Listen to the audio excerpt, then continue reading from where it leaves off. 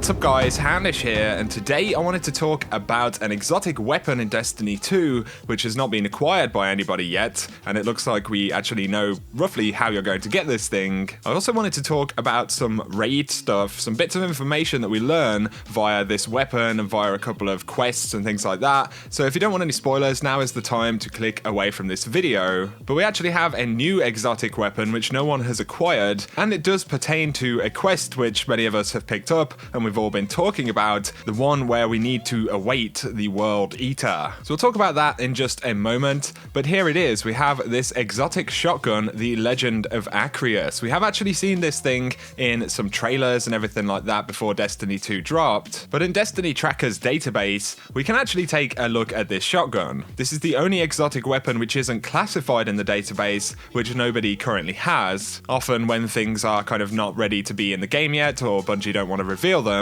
they do have this classified status which stops you from being able to see them. But if we take a look at Legend of Acrius right here, the flavor text reads, "In the Cabal legend, a hero seeks to possess the sun. He succeeds, then he becomes emperor. The Cabal are not subtle people, Tyra Khan." So let's talk about the perks on this thing. The exotic intrinsic perk is Shock Blast. This weapon fires blasts of high damage arc energy that overpenetrate enemies, and we've actually seen this kind of in action in a couple of the clips in trailers and things like that. The weapon also has full bore, barrel optimized for distance, greatly increases range and decreases stability, slightly decreased handling speed. We have accurized rounds. This weapon can fire longer distances, increases range. We've got long march, detect enemies on your radar from farther away, and then fitted stock. This stock makes the weapon stable but heavy, increases stability, moderately controls recoil. So this is going to be a pretty interesting shotgun. There are a ton of kind of range perks, accurized rounds. This weapon can fire longer distances. It's pretty interesting, as well as being able to point out enemies on the radar from,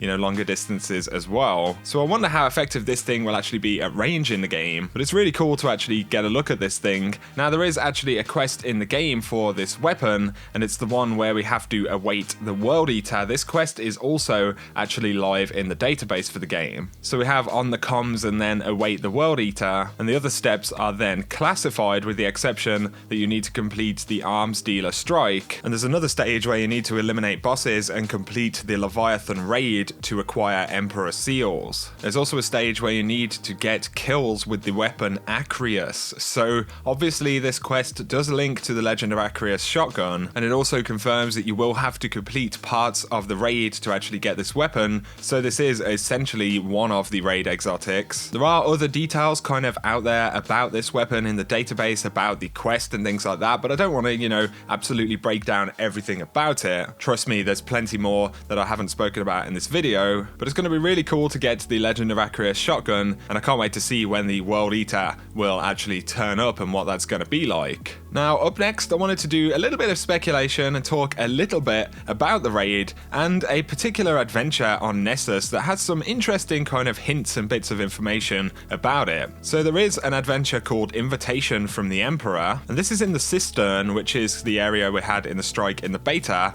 right next to the big kind of cylindrical building. I recommend that you play the mission yourself. I'm not going to break down all of the details from the mission, but the mission does refer to a weird Cabal signal coming from a ship that's definitely not Red Legion, and this is actually Cade 6 talking. So they do refer directly to a mysterious ship nearby. Inside of the mission you can see a bunch of the kind of Cabal schematics and things like that. And the mission has a lot of dialogue about the Cabal and their interests in the planet Nessus, and they actually refer to Nessus as both Royal Nectar and Royal Wine. The interesting thing about the Royal Nectar statement is that the kind of quest we have currently where we await the World Eater actually has this interesting almost kind of honeycomb effect on the icon. But it's particularly interesting that the big building in the Cistern, which is the Well of Flame, actually is where this mission is housed, because this is also where during the beta people were able to actually see the huge World Eater ship up in the skybox. So perhaps this could be the starting point to the raid, or a route that we can take to kind of get to the raid. Obviously this adventure definitely pertains to the raid, so all of this stuff is most certainly linked together